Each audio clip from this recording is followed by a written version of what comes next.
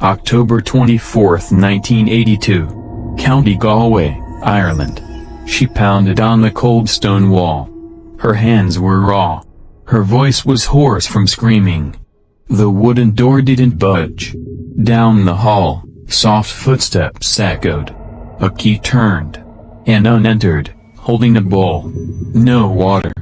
Just dry, old bread. The girl was shaking. Her lips cracked. Her arms were bruised. The room smelled of mold and silence. Outside, the trees rustled gently, as if the world had no idea what was happening inside. She wasn't the only one. Others had come before her. Some were never seen again. Why was she sent here?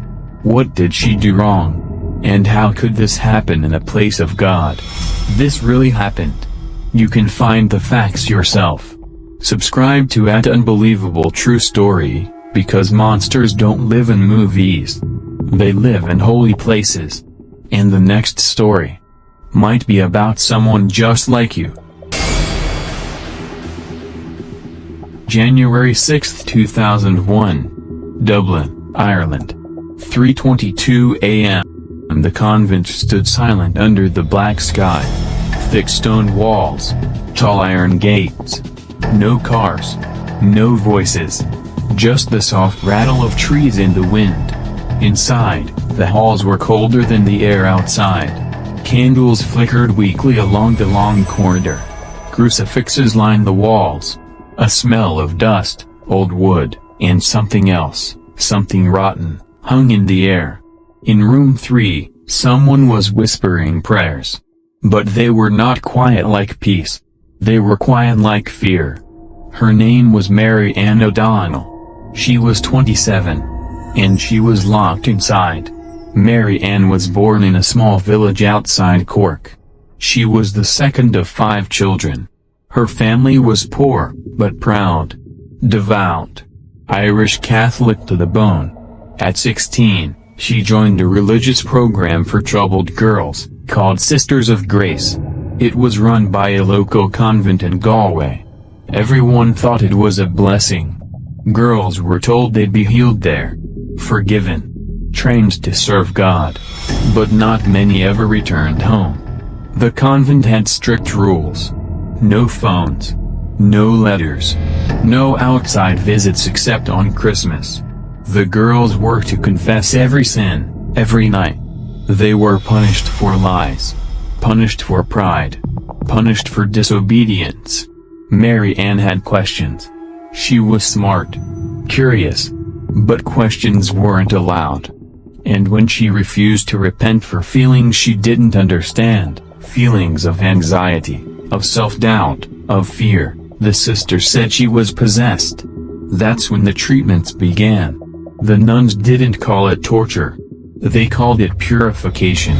Mary Ann was tied down during deliverance prayers. She was denied food for days, told she was fasting for her soul. She was woken in the night and made to scrub floors until her knees bled. Sometimes, she'd scream. Sometimes, she'd beg to go home. But no one answered. Not even her family, who were told she was healing through hardship. And they believed it. One girl saw everything. Her name was Bridget Doyle, 19.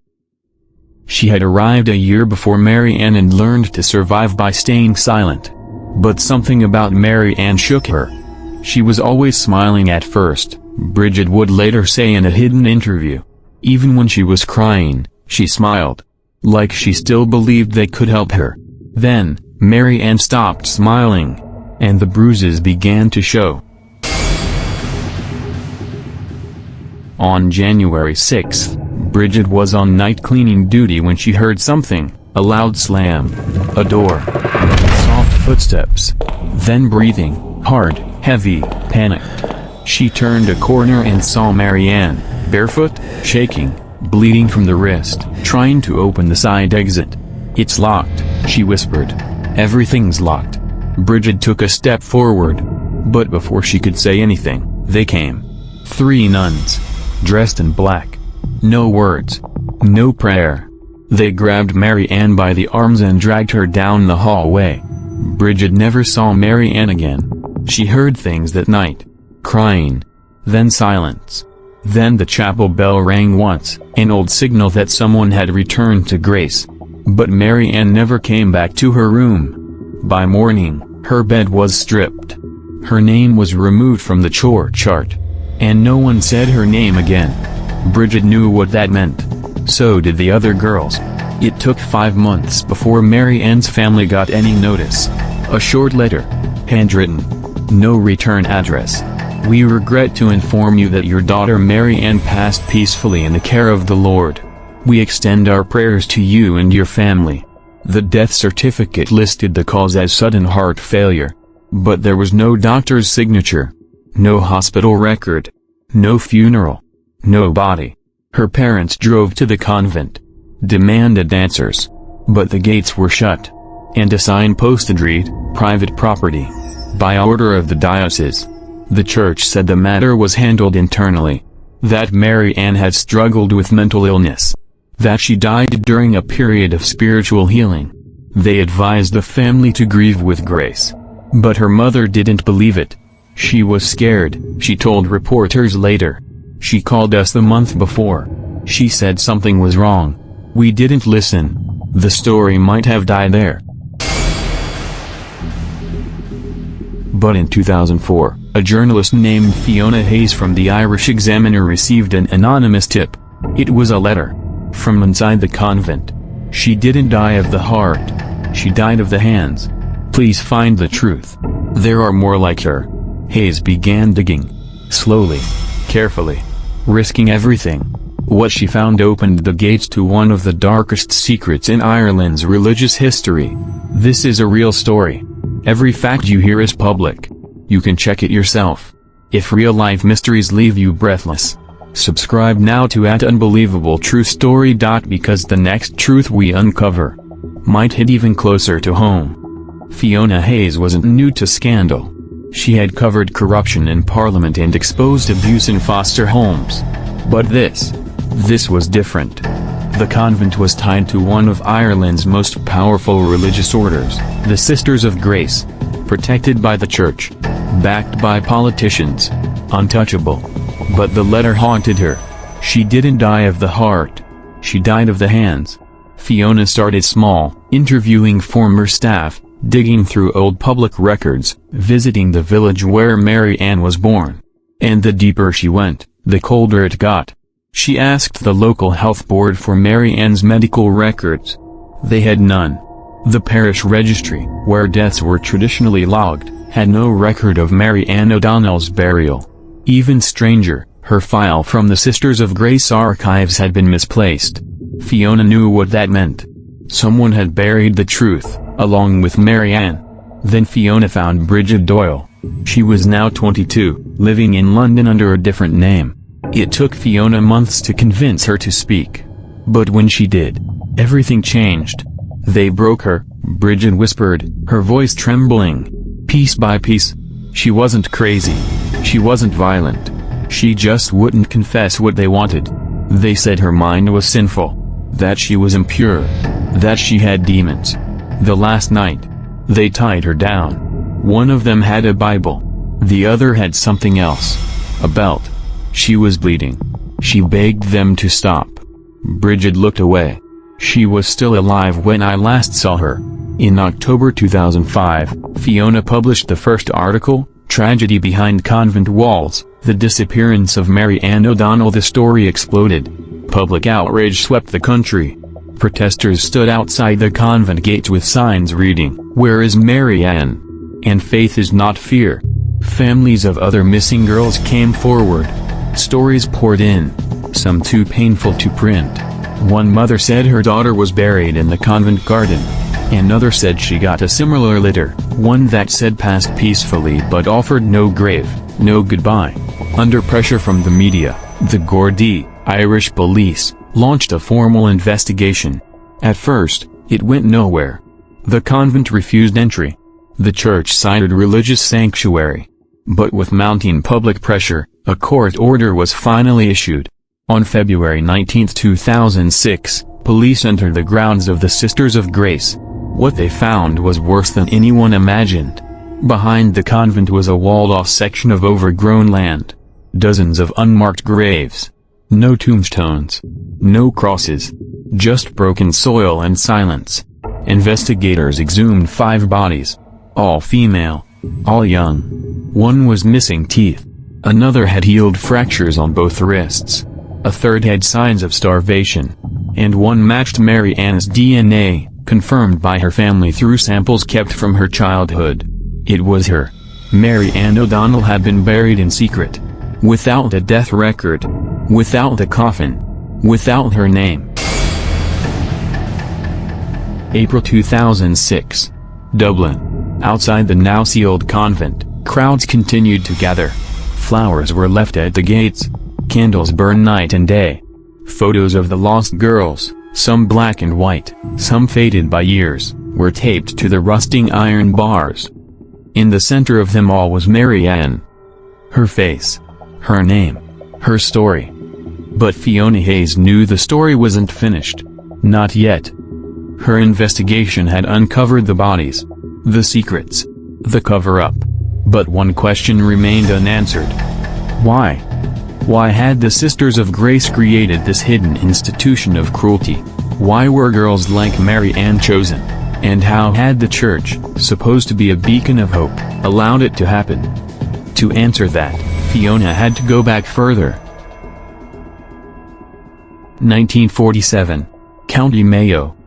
The war had ended, but Ireland remained deeply conservative. The Church was intertwined with the state. Priests wielded as much power as judges. Nuns ran schools, hospitals, and what they called homes for wayward girls. That year, the first House of Grace was founded in Galway. Its mission? To reclaim the impure and instill righteousness through discipline and devotion. The first intake included unmarried mothers, orphans, girls labeled wild or rebellious. By 1952, they expanded. By 1970, they had over 1,200 girls in care. But these were not homes. They were prisons, hiding in plain sight. Whistleblower records later revealed that the girls were used for labor, laundry services, candle making, even textile production for local parishes. The Church profited, while the girls were unpaid, unacknowledged, and unheard. One such record stood out to Fiona, a 1973 internal memo written by Bishop Callahan.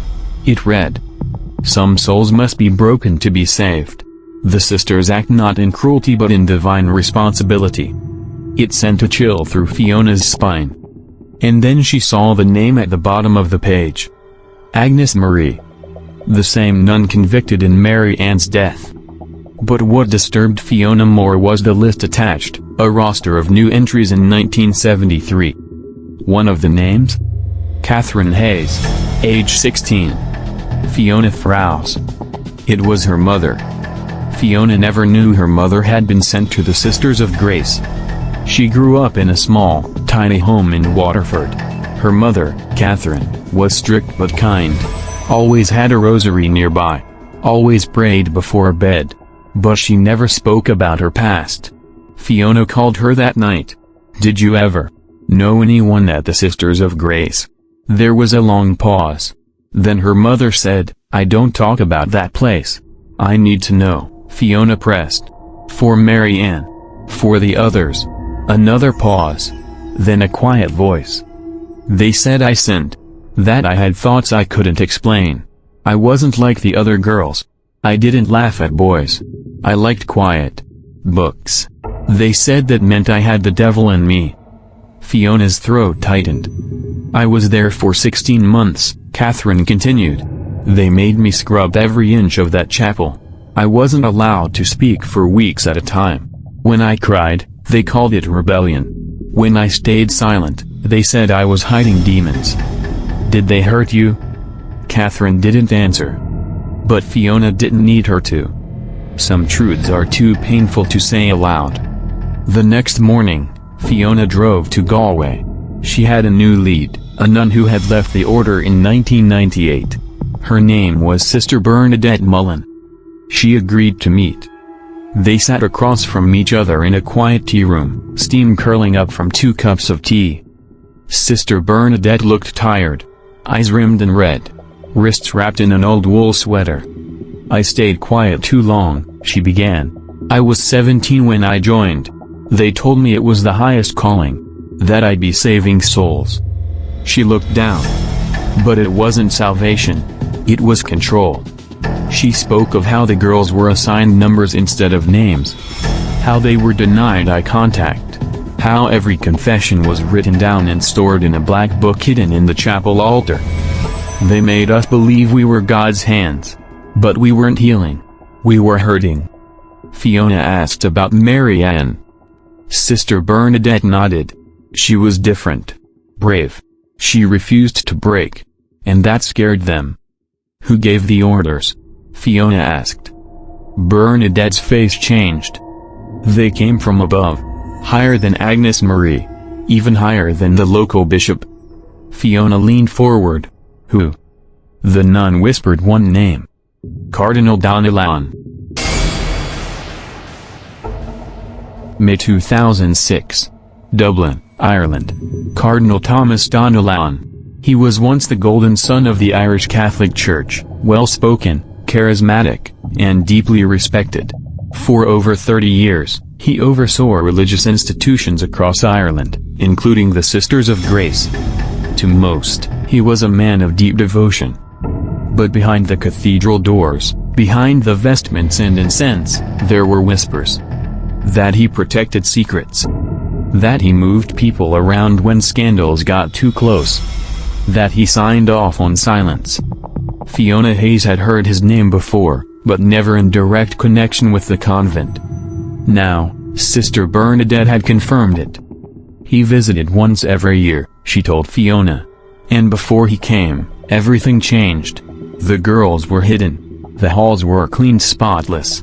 We were told to say nothing. Smile. Obey. And Mary Ann? Fiona asked. I think he knew. I think he always knew. But he didn't see us as people. Just souls to be managed. Problems to be erased. The timing made sense. Records showed Cardinal Donnellan had been appointed regional overseer in 1995, the same year the punishments at the convent reportedly escalated. The same year girls began disappearing with greater frequency. Fiona requested a formal interview with the church. It was denied. She filed an official inquiry for Cardinal Donnellan's personal correspondence during the years 1995 to 2001. That too was denied. Sealed for reasons of national spiritual interest. So she did what she did best, she dug deeper. Using connections from her years in journalism, Fiona tracked down a man named Father Eamon Kelly, a retired priest who had worked under Donnellan during the 1990s. They met at a nursing home in Wexford. Father Kelly was in his 80s, frail, but sharp. He agreed to talk, on one condition, anonymity until after his death. Fiona took out her recorder. He began to speak. "You want the truth about Donnellan?" he said. The man believed he was untouchable. Father Kelly described meetings behind closed doors, where Donnellan dismissed concerns about the convents. Called them necessary tools of discipline. He said girls like that didn't need love. They needed structure. They needed fear. Fear brings obedience. Obedience brings purity. Did he know about the deaths? Father Kelly nodded slowly. He knew. I told him. I showed him a report about a girl who starved for 2 weeks. Her ribs were showing. He said, if the body suffers, the soul is saved. Fiona clenched her jaw. This wasn't just religious zealotry. It was abuse. And it had been protected at the highest levels. Back to Ireland. She had remained anonymous for months, living in fear of retribution, even after the trial. But something in her had changed. She began to speak openly. To attend survivor meetings. To help others share their stories. In June 2006, she gave her first public interview on live television. The country watched in silence. I was 19, she said. I watched a girl be beaten until she stopped moving. I heard her scream my name. And I stayed quiet. Because I was scared. Because I was told God would punish me if I disobeyed. The host asked her what she would say to the church now. Bridget took a breath. I would say, you don't speak for God. You speak for your own shame. And I am not afraid of you anymore. It went viral. The video racked up millions of views. Transcripts were printed in newspapers across Europe. And with that, more women came forward. Some were in their 70s. Some were in their 30s. But they all had the same stories. Isolation. Physical abuse. Religious punishment. Gaslighting under the guise of healing. One woman described being locked in a linen closet for 3 days. Another said she was forced to kneel on salt for hours while reciting Hail Marys. Some couldn't speak at all. They simply wept and held each other's hands. By July, the Irish government had no choice. They convened a Truth and Reconciliation Commission for religious institutions. Fiona was asked to testify. So was Bridget. So were over 160 other survivors. And for the first time in Irish history, the nation listened. September 2006. The hearings. Held in a packed chamber in Dublin Castle, the hearings were broadcast live across the country. Rows of wooden chairs. A panel of judges. Government officials. Clergy representatives. And across from them, survivors. Bridget sat at the front, hands trembling slightly. She read from a small notebook, her voice cracking but clear. They told us pain would save us. But they were the ones who needed saving. We were just girls. We were just children. A pin could have dropped. Then Fiona took the stand.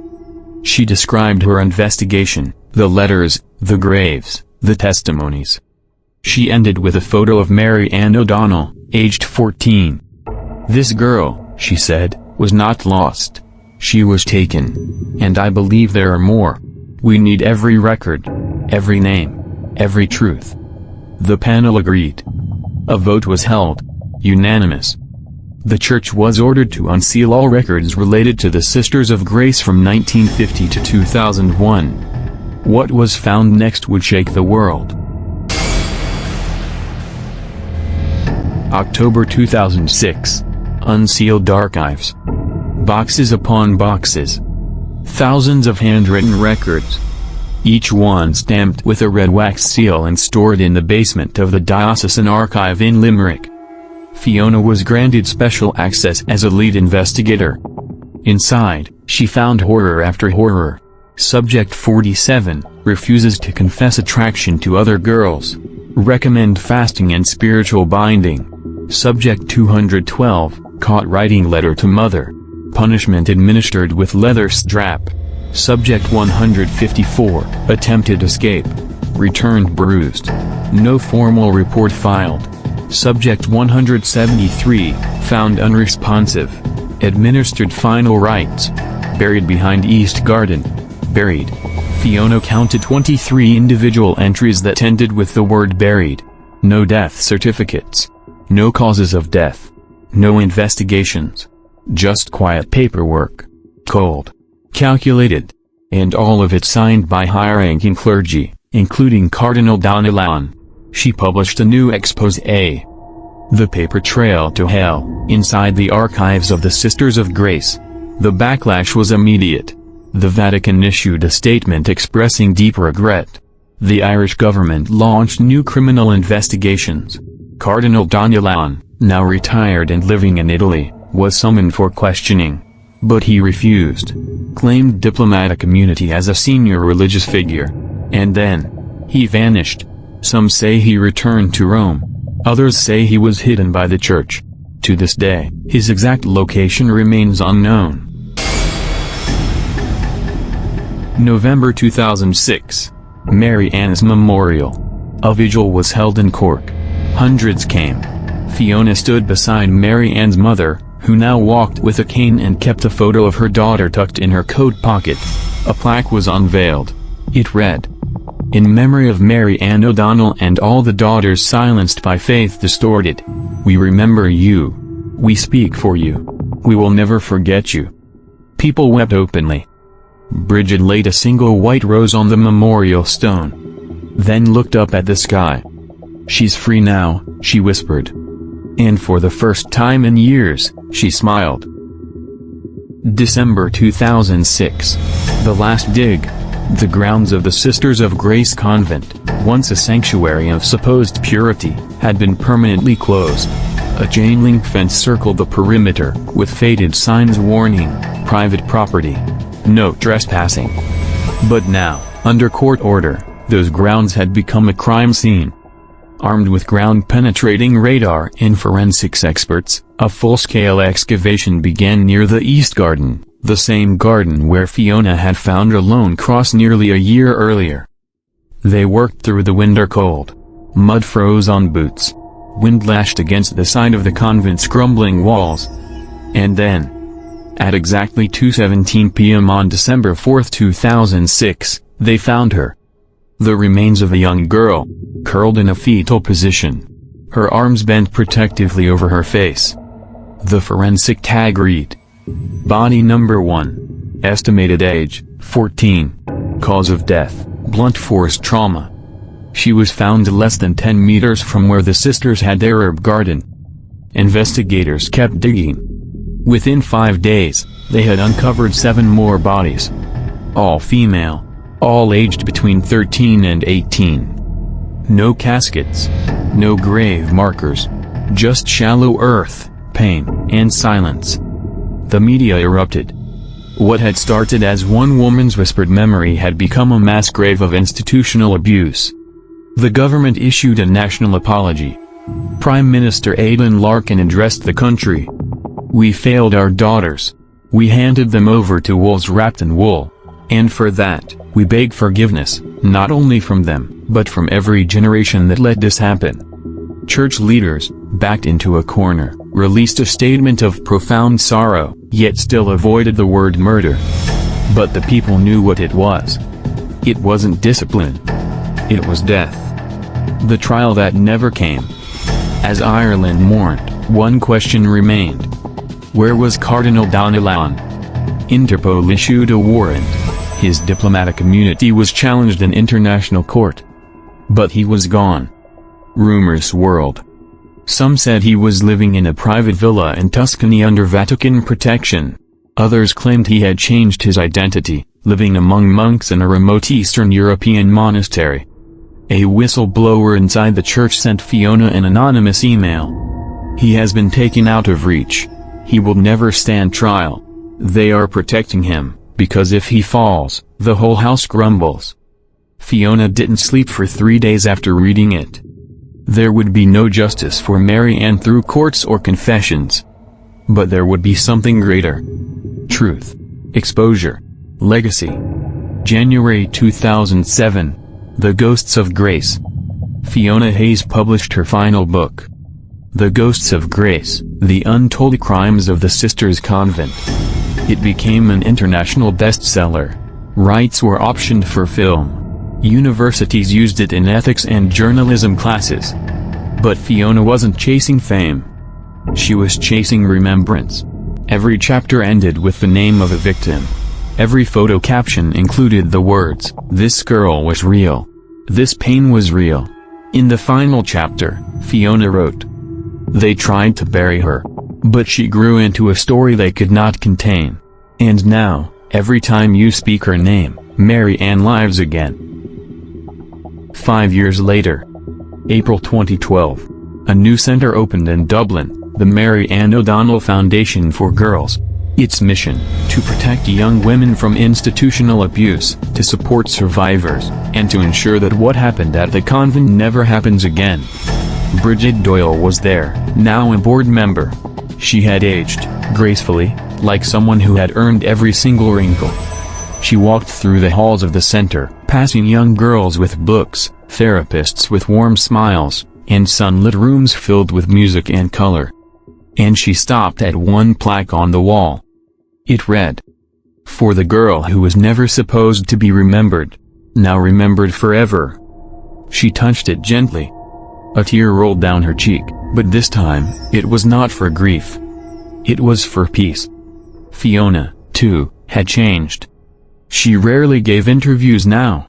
She had moved to a quiet village outside Galway, living by the sea with her dog and boxes of old case files. But every year, on December 4th, she lit a candle on her windowsill. One for Mary Ann. And one for every girl still lost beneath the silence of holy walls. Epilogue. The convent still stands. A broken, rotting shell of stone and shadow. Windows shattered. Crosses crooked. Nature has begun to reclaim it, ivy climbing up cracked pillars, weeds sprouting through tiled floors. But locals say you can still hear things at night. The whisper of prayers. The rustle of habits. And sometimes, the cry of a young girl calling out in the dark. Help me. Please. I didn't do anything wrong. The nuns are gone. The crimes are exposed. But the ghosts? They remain. The last sound Mary Ann O'Donnell may have heard was the chapel bell, one hollow chime, a sound meant to symbolize a soul returned to grace. But the truth was far more harrowing. Mary Ann didn't die peacefully. She died terrified, abandoned, and hidden by the very people who promised salvation. The aftermath of her discovery did more than just shock the nation. It cracked open a vault of secrets the church had sealed for decades. The stories poured in. A woman in her 70s called a radio station in tears. She said she, too, was once locked in the Sisters of Grace. She had tried to run. They broke her leg and said it was God's punishment. Another woman said her sister disappeared there in 1965. They never found her, never heard from her again, until the news broke. She finally had a name to whisper at the altar. People began to talk, some for the first time in their lives. A former groundskeeper said he once saw a burial at night, no ceremony, no coffin, just a plain sheet. He thought it was a nightmare. It wasn't. By 2010, the full scale of the tragedy was becoming clear. Official investigations revealed that over 24 religious institutions in Ireland operated under similar conditions between the 1940s and early 2000s. The Magdalene laundries, the industrial schools, the Sisters of Grace. All part of a long, dark thread woven into the fabric of a nation once too faithful, or too afraid, to question holy authority. Mary Ann's story was no longer just about one girl. It was about hundreds, maybe thousands. Girls who had dreams. Girls who questioned. Girls who simply didn't fit the mold. And for that, they were punished. Forgotten. Buried. But Mary Ann didn't stay buried. Her smile, captured in that one, blurry photograph, became a symbol across Ireland. Her face printed on banners, murals, candles. Her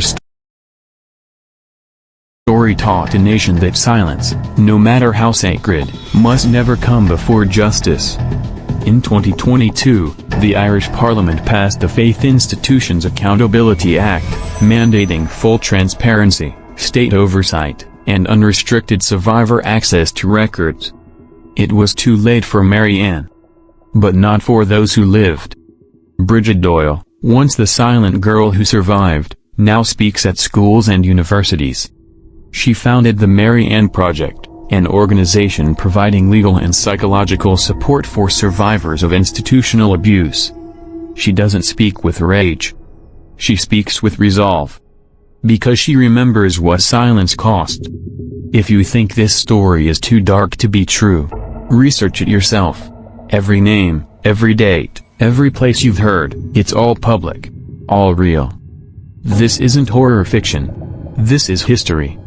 We tell these stories not to scare you, but to remind you that sometimes, the greatest danger isn't a stranger in the dark. It's a smiling face, a quiet building, a name trusted too long. If this story shook you, share it. Let people know what happened. And if you haven't yet, subscribe to @Unbelievable True Story. We reveal a new shocking case every week. Because monsters don't always wear masks.